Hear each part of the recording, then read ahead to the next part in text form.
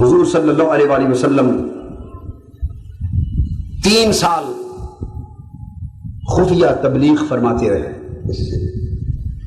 چھپ کر دار ارقم میں.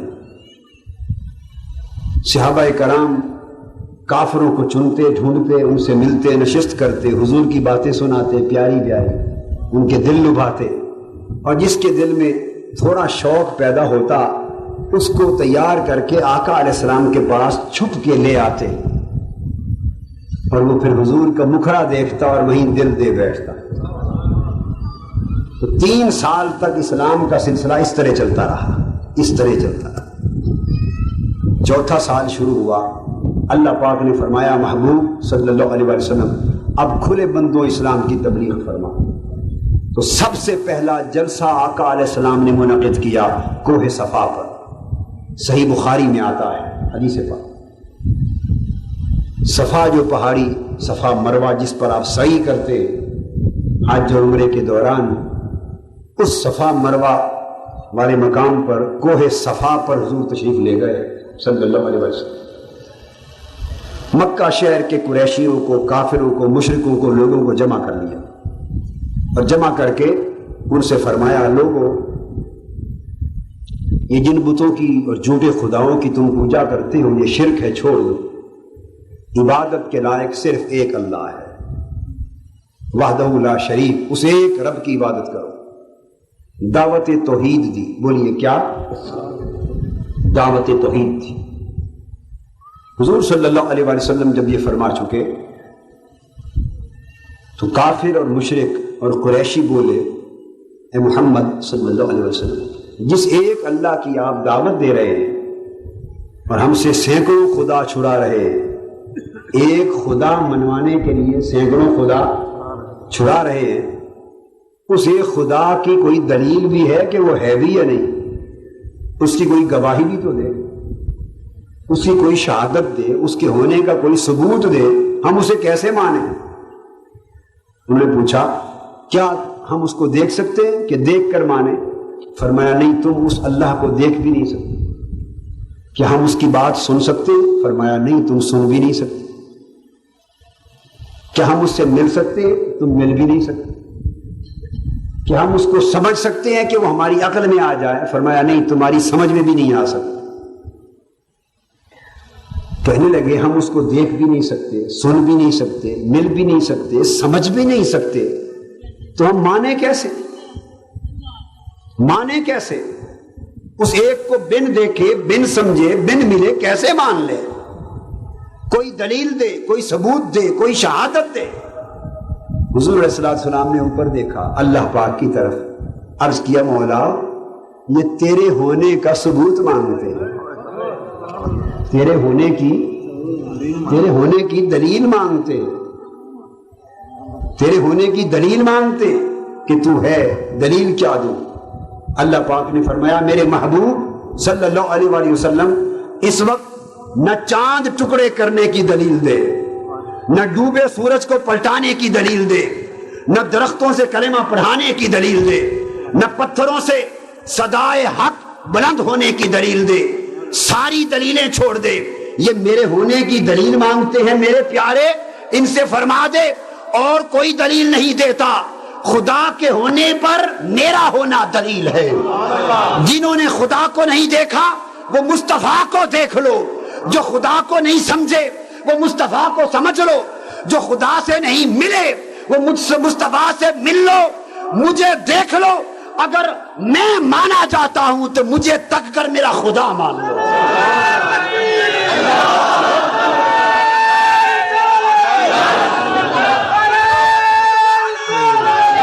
لوگوں میرا ہونا خدا کے ہونے پر دلیل ہے، میرا وجود خدا کے وجود کی شہادت ہے، میری ہستی خدا کی ہستی کا ثبوت ہے.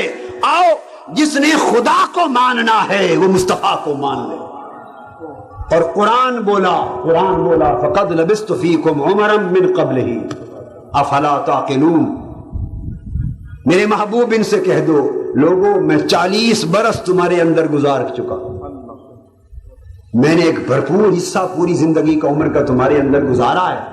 میرا بچپن دیکھ لو، میرا لڑکپن دیکھ لو، میں مکہ شہر کی گلیوں میں تھا، میری تم سے رشتہ داریاں ہیں، مجھے تم نے سفر میں دیکھا، مجھے حضر میں دیکھا، شام کی منڈیوں تک تجارت پر گیا تم نے دیکھا، تم نے میری زندگی کے دن دیکھے، میری راتیں دیکھی، میری صبحیں دیکھی، میری شامیں دیکھی، تم نے میرے قول دیکھے، میرے وعدے دیکھے، میرا اٹھنا دیکھا، بیٹھنا دیکھا، چلنا پھرنا دیکھا، میرے معاملات دیکھے، میرے اعمال دیکھے، میرے اخلاق دیکھے، میرے احوال دیکھے۔ ارے لوگو، محمد کی کتاب زندگی کا ایک ایک ورق تمہارے سامنے ہے، اگر مجھ میں نقص ہے تو خدا کا انکار کر دو، اگر مجھ میں نقص ہے تو خدا کا انکار کر دو، اور اگر میری ہستی میں کوئی عیب نہیں تو خدا کو بے عیب مان دو۔ یہ دلیل دی، اور اس پر حضور علیہ الصلوۃ والسلام نے، یہ قرآن مجید نے دلیل دلوائی۔ یہ بات توجہ طلب ہے۔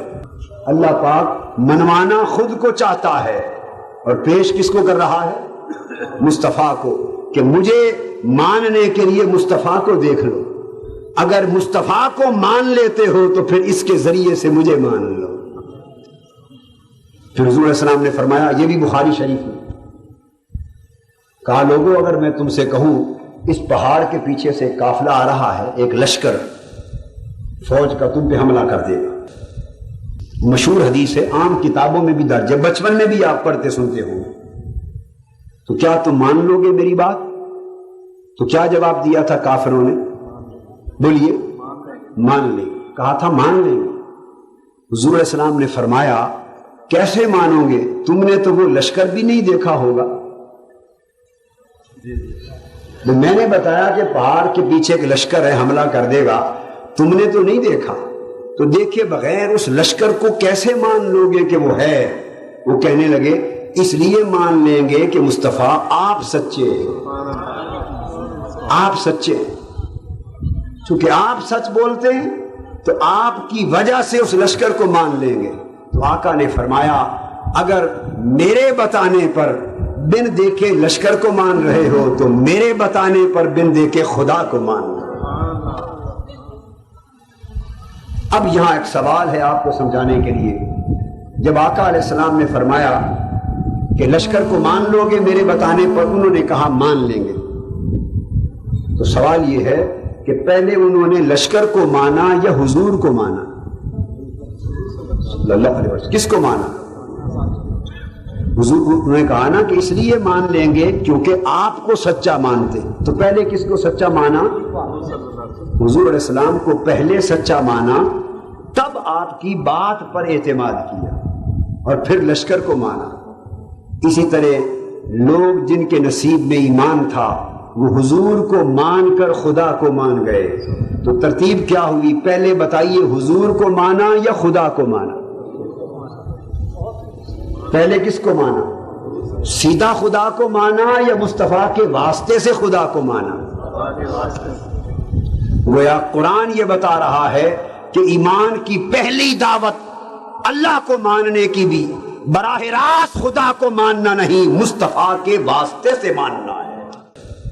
خدا کو ماننے کا پہلا اساس رسول کے واسطے سے ماننا، اسی لیے